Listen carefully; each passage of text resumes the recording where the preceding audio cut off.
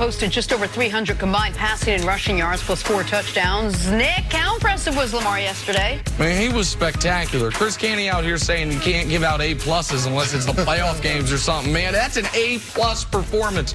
Lamar, in this last month, head-to-head against Russell Wilson, his team came away with the dub. Head-to-head against Tom Brady, his team came away with the win. And now against Deshaun Watson in a game that if they had lost, Baltimore wakes up this morning the 3 seed instead of being half a game out of the 1 seed. Enormous game, great game by him. And they dominated yesterday, and then the Texans coming off of a bye week, you would think with the extra time to prepare, they would have made that game more competitive than it was. But that Raven offense is a different animal. Went for over 200 yards rushing and 200 yards passing. The 12th time that's happened this season in the NFL out of 161 games. And the Ravens have 4 such games where they've done that. Unbelievable. Wow. All right, on to the Dallas Cowboys. Dak Prescott made light work of the Detroit Lions, throwing for 444 yards and 3 touchdowns. Dallas is now 6-4 on the season.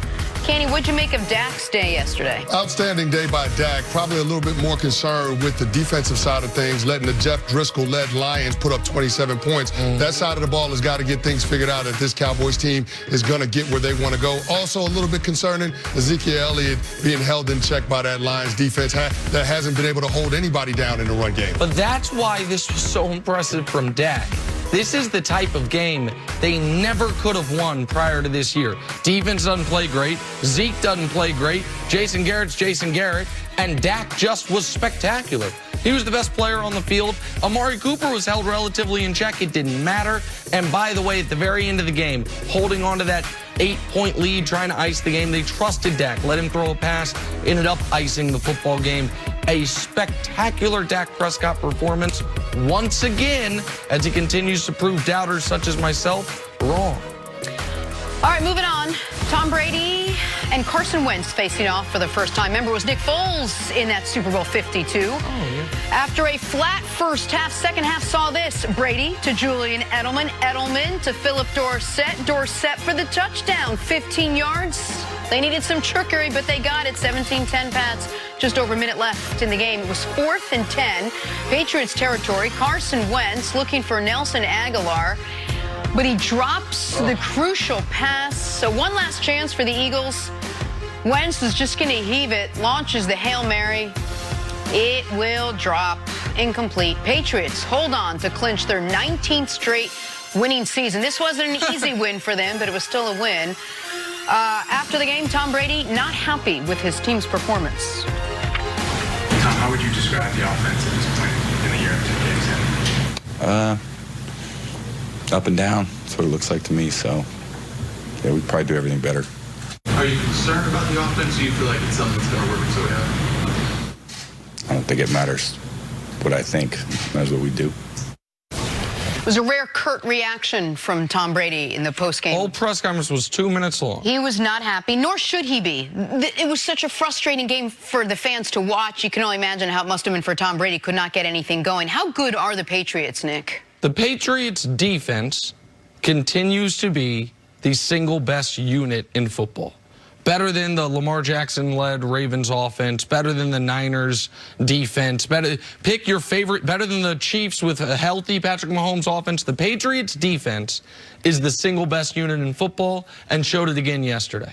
After there were some questions approaching, well, they were so unbelievable through 8 weeks, but then they played a real quarterback in Lamar. The Ravens were so successful. Is this defense just really good, or is it one of the best defenses we've seen in the last decade?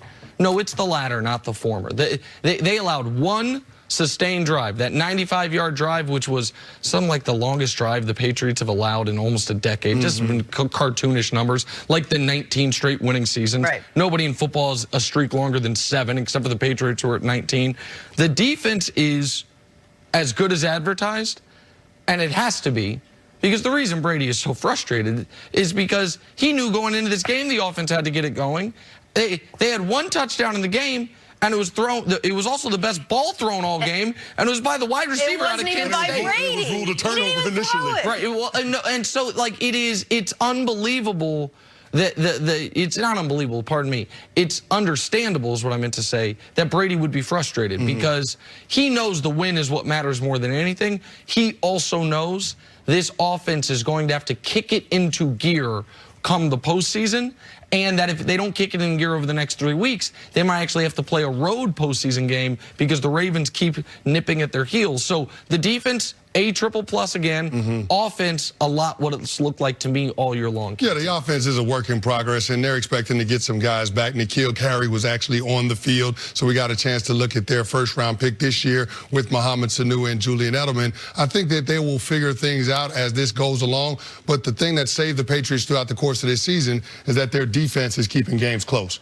And they're making just enough plays, and you saw it at the end of the first half in that game. Now, the defense didn't start great. They gave up the DPI by Jason McCourty, which ended up leading to a field goal. And then on the next drive, it was a big screen pass to Dallas Goedert, and then Dallas Goedert on the touchdown, which was initially ruled a turnover. Yeah. But the fact is they actually scored. But, I mean, the Patriots went down by double digits, and that was the last time that the Eagles scored any points in that ball game. So their defense gave that offense an opportunity to figure it out. And then if you look at the end of half, end of game, there are very few teams that are as good as the Patriots because you looked at what happened. Their second red zone possession, Rodney McLeod misses an opportunity to get an interception. Then they come back and they get the strip sack, and then they put another field goal on the board. You're talking about a situation where it could have been 13-6 at halftime. Instead, ends up being 10-9, and then the Patriots come out and march down the field on that first possession, score a touchdown, and that was all that you saw from the game. So when you look at situational football, because the Patriots are so good and they play complementary in that regard, they're going to be a tough team to beat, even though the offense hasn't figured things out. But this offense feels like it's piecemealing itself together week by week. Like over the course of the game, it's just constantly sputtering to get itself to the end of the game. And my gosh, you look at Tom Brady and you know he's the greatest player of all time. You don't see any part of that. You see balls he's throwing away. He's got no time to do anything. Because he's not very good right now. Well, that's my question. Is he not very good right now? No. Clearly and obviously, it is no longer a small sample size, and maybe come the postseason, Brady will find a way, as the all-time greats sometimes do, Kareem, late in his career, when he was no longer six-time MVP Kareem Abdul-Jabbar, still, the Lakers, in a do-or-die game in the NBA Finals, ran the final play of the game for him. He got fouled. The Pistons stayed in and hit the 2 free throws. You can, to help win a championship. Sometimes all-time greats, even when they're cooked, can channel all-time great moments, 4 moments in the postseason. But over the course of a game in the regular season, over the course of a regular season, Tom Brady is a below-average NFL quarterback right now. Those are just, we got 10 games a sample. I don't know what more people need to see. We haven't done one of these in a while. Okay, let's do a blind reveal real quick. The left is Tom Brady. The right-hand side, the guy who hasn't beat in everything but completion percentage, and it's just barely below in completion percentage. Who is it? Let me see. Oh, it's Gardner Minshew, who the Jags could not wait to get Nick Foles back to take that job away from.